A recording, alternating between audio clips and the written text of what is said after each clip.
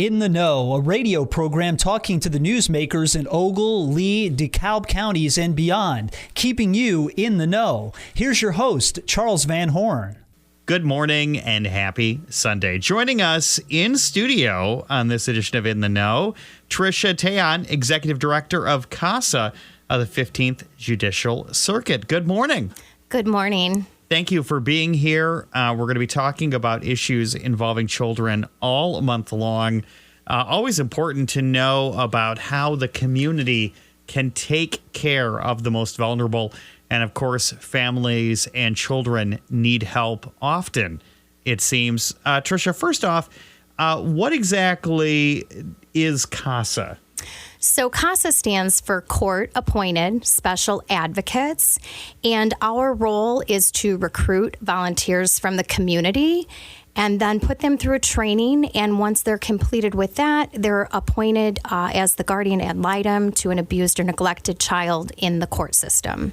And the court system is a pretty daunting situation for a family, especially a child, to go through because that entire system was built for adults by adults. Correct. It makes it kind of hard. It does. It does. So CASA has been in the area for how long? We began serving in Lee County in 1988, expanded to Carroll County in 1994, Ogle County in 2006, and then most recently last year in 2024, I expanded the program into Stevenson and Joe Davies County. That's a lot of children that need help in situations. About how many cases do you guys handle in any given month, really? In any given month right now, I think we have approximately 33 cases, 65 children. That is just between Ogle, Lee, and Carroll County right now, since the other two counties are just getting started. Wow. Let's talk a little bit about CASA. Now, you said court-appointed special advocate. What types of situations would a child need an advocate in a courtroom setting? Obviously, kids aren't getting speeding tickets, and they're not, getting caught for shoplifting in situations like this. What is the reasoning for the CASA advocate? What is it that they do? So the CASA advocate, as that guardian ad litem, the voice for the children, services kids that are in the court system due to being alleged abused or neglected by their parent, caretaker. So they're in the system through no fault of their own. And that's got to be just absolutely rough for the child. Absolutely. We serve children 0 to 18. So as you can imagine, the court process is scary for anybody, let alone, a child. These volunteers, you said that they go through special training to obviously understand what those words means, because you keep saying what's that term you're saying? Advocate, volunteer. But you said something representing the child used a Latin word there. Oh, guardian ad litem. Ad litem. Yeah, what is ad litem? So a guardian ad litem, when a case comes into court, all the parties receive an attorney. And if they can't afford one is appointed for them. Parents get an attorney, a child gets an attorney. The attorney for the child is called the guardian ad litem. And by nature, the guardian ad litem is to speak for the best interest of the child. When a CASA program like mine is involved, CASAs are appointed as the guardian ad litem, and then my program has an attorney appointed to represent our program. So let's take this from the beginning then, as to what a child might experience in regards to their involvement with CASA. So let's say there is some traumatic event involving a child, and the investigation is ongoing, and it's time to, I assume, get a statement from the child or something to that effect of what occurred, or at least look for well-being of the child. Is that when sort of CASA gets involved, or does it involve when law enforcement's involved? It could be one or both of those situations. So typically how a case comes into the system is a call is made to DCFS or law enforcement, and they do their appropriate investigations into the system. If they feel that the situation warrants being turned over to the state's attorney's office, they will send that information to the state's attorney's office, and the state's attorney's office can determine whether or not to file a petition alleging abuse or neglection. With that said, sometimes if DCFS investigates and determines that the situation requires the children to be removed from the home, at that time that they remove the children from the home, the case is required to come into the court system within 48 hours. And once the case actually gets into the court system is when CASA can become involved and appointed by the judge, given that we have an available volunteer to work the case. And so the volunteer is sort of thrust into this mix. Again, 48 hours notice, not a lot of time. So the volunteer shows up with what I assume, paperwork or some things to sort of get started? Right. Generally on the first court case, I have a supervisor that works in each county that's employed for our program. Generally at that very initial, if it's a shelter care hearing is what it would be called, the supervisor will attend that court hearing, collect all of the information, get information. It's called a statement of facts from DCFS as to why this case came into care. We'll get information from them on where the child is placed, if the child's been removed from the home, parent information, and then we will start our process of collecting all of that information. Once we have that, we will go to our volunteer pool, see who we have available, if this case will fit someone advocating for these children, and we will match that up. Once that happens, we have the judge sign an appointment order for that volunteer to work the case, and that's when it all kind of begins. So does the volunteer have interaction then with the child too, not just on a paperwork level, but it literally with a hands-on role? Correct. And that's, I think, what sets CASA aside from everybody else is that CASAs are appointed to one case at a time. So when we think about this overburdened, overworked system where, caseworkers are handling 30 cases apiece. Attorneys, if they are the guardian ad litem, have multiple cases themselves. When a CASA is on the case, they meet with the child at minimum once a month. They're also talking to all other parties involved in this child's life, schools, doctors, therapists, anything like that. To get information, what we want to do is paint a picture on a court report for the judge as to what is going on in this child's life. What have they been through? What their needs are? What can we report to the judge to help this child maneuver this court system? In addition, parents, if a child's been removed from their home, parents are ordered to do things to remedy that situation. Yeah. By statute, our goal, number one, is always to return these children home. So we want to give those parents that opportunity to remedy, what they need to do throughout this duration of this system. And so we report back to the judge as well. We have consent signed. We get all of the information from everything the parents need to work on.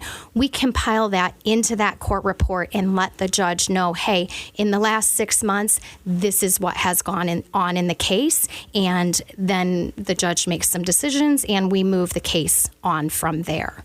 So it's a very involved situation, but we always say that CASAs are the eyes and ears for the court. We really strive to be that one constant in that child's life. We all hear about, having one constant adult and what a difference that can make. Yeah. Our CASA volunteers are definitely that one constant in their lives during this time. The wheels of justice turn slow. How long will a volunteer be on a case? Like in a typical, perhaps you have a neglect or abuse case, say it starts January 1, when could you, conceivably see a resolution in these cases? Sure. So in the beginning part, and they're kind of legal terms, but, there's what's called an adjudication and then a dispositional hearing. And after that dispositional hearing, permanency reviews, they're called, generally will happen every 6 months. And again, that's that time frame where parents are working towards the goals that they need to. We report on that. And so it's really a matter of the parents' time frame to get that done.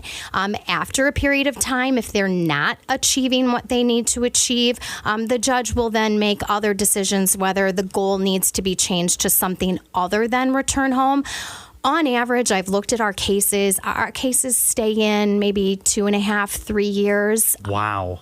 And the same volunteer is working that case 2.5, 3 years. Yeah, same volunteer. When somebody joins our program, we require that they're 21 years of age, that they go through a background check, they attend that 30-hour training, and we do ask for an 18 to 24-month commitment from them because we do want them to follow that case from beginning to end. And some of these details, obviously, for what some children have gone through, have got to be traumatic to borderline horrific. And I have to say, bless the volunteers because they have to know and hear every facet of that case. They really do. And I feel forever indebted. I kind of call them our volunteers the heart of our program. I mean, what they do and what they see and what they read and experience, can be kind of traumatic. We deal with cases from neglect to abuse, and that does happen, unfortunately, here in our communities. Well, you mentioned as many cases as you guys handle per month. I am no expert, but that's over 300 a year. And that is quite a frightening number. Well, in those cases, the case numbers won't grow significantly. They won't double. Those cases, like our 65 children we're serving this month, the same will serve 65. Gotcha, yes, it goes children. On for like a year and a half. It goes on, but it doesn't mean we can receive new cases at any time. We'll tell you our numbers are a little bit low right now. And, at any given time, we can get notification of a shelter care hearing, and then our numbers just grow and grow. And, it's a matter of when they come in. Wouldn't it be great if you had 30 days off? Oh, I know. It would be. I mean, it's job security, unfortunately, but I would give this job up if no child was neglected or abused, to be honest with you. Yeah, it's just an amazing thing. How many volunteers do you have right now? So currently through the 3 counties we have 28 volunteers. In Stevenson County, we did just finish a training class, and we have 1 volunteer that finished the class for that. Stevenson and Joe Davies volunteers will grow as we work on the expansion out there. But currently through the 3 counties, 28 volunteers right now. Where does CASA primarily get their funding?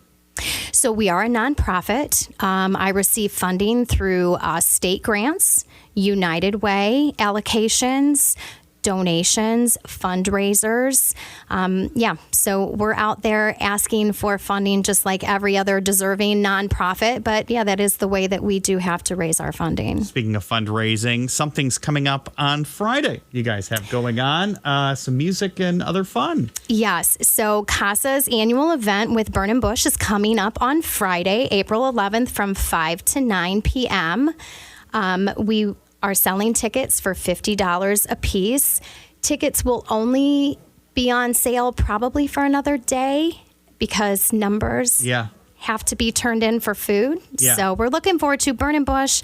They've been great to our program. This will be maybe the 4th or 5th year that they've performed for us. So we really appreciate that. And where is that going to be at? At River's Edge in Oregon. And if somebody wants to find out more about CASA, or to just throw money your way, if you can't make this special event, I'm sure you guys would appreciate any donation in kind. We absolutely would. They can visit our website, www.casa15thdistrict.org, and that's casa15thdistrict.org. Tricia, Tayon, Executive Director of CASA. These cases that you have to get through the system, I just can't imagine the legal obstructions that you must face. There's got to be moments where you pull your hair out looking at a moment in something where there's a process or a procedure, and you're just, screaming at the walls like, why are we putting a child or a family through this?